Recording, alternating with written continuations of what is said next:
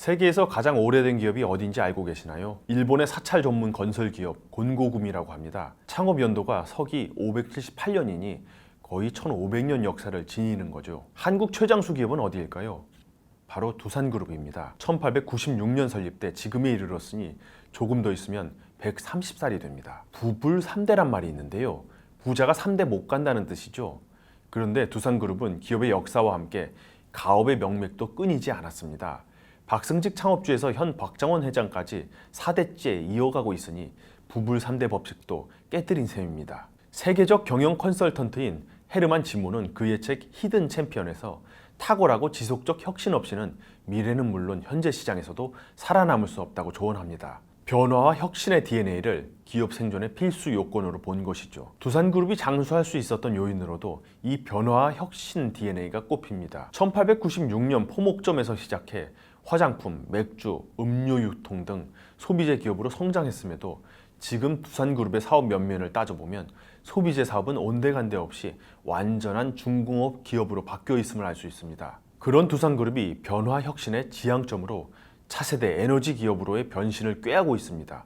그리고 그 중심에 수소가 있습니다. 물론 두산그룹이 친환경 에너지 기업으로 체질을 전환하는데 다소 늦은 감이 있었던 것은 사실입니다. 탄소 배출을 줄이자는 공감대 하에 선진국들을 중심으로 탈탄소, 탈원전 바람이 불던 2010년대 두산그룹은 석탄 화력 발전에 주력하는 오판을 범했다는 평가를 받습니다. 시대 흐름을 놓친 오판과 더불어 2010년대 불어닥친 재무 위기로 그룹이 존폐의 기로에 서기도 했습니다. 이런 어려운 때에 두산그룹의 사령탑을 맡은 사람이 박정원 회장입니다. 2016년 그룹 회장직을 맡은 뒤 그룹의 체질을 친환경 에너지 기업으로 바꾸는데 속도를 올렸습니다. 수소 연료전지 사업을 안착시킨 사람도 박 회장입니다. 박 회장은 그룹 회장직을 맡기 전인 2014년 지주사 두산의 회장 자격으로 두산그룹이 연료전지 사업에 진출하는데 중요한 역할을 한 것으로 전해집니다. 적극적 인수합병을 통해 연료전지 분야에서 사업을 빠르게 확장하는 동시에 기술력을 확보했고 2019년 연료전지 부문의 인적 분할을 통해 두산퓨얼셀을 출범시켰습니다. 현재 두산퓨얼셀은 국내 발전형 연료전지 시장의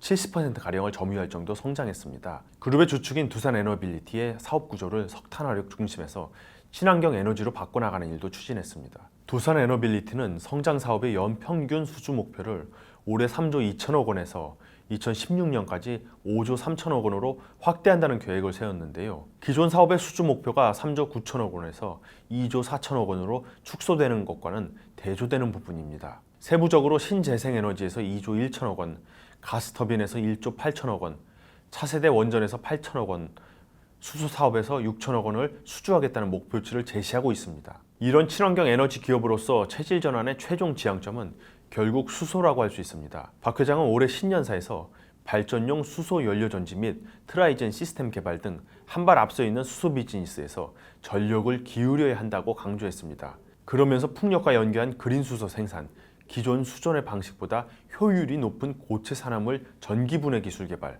수소 액화 플랜트, 수소 터빈, 수소 모빌리티 등 생산, 유통, 활용에 이르기까지 수소 산업을 선도해 나가자고 강조하고 있습니다. 현재 두산에너빌리티의 사업 내용 중 언뜻 보기엔 수소와 관련 없어 보이는 것들이 있는데요. 그런데 자세히 살펴보면 수소와 접점이 많다는 사실을 확인할 수 있습니다. 수소를 이용해 전기를 생산하는 방법에는 크게 두 가지가 있는데요. 수소를 연소시켜 터빈을 돌리고 그 회전력을 이용해 전기를 만드는 게 한 가지입니다.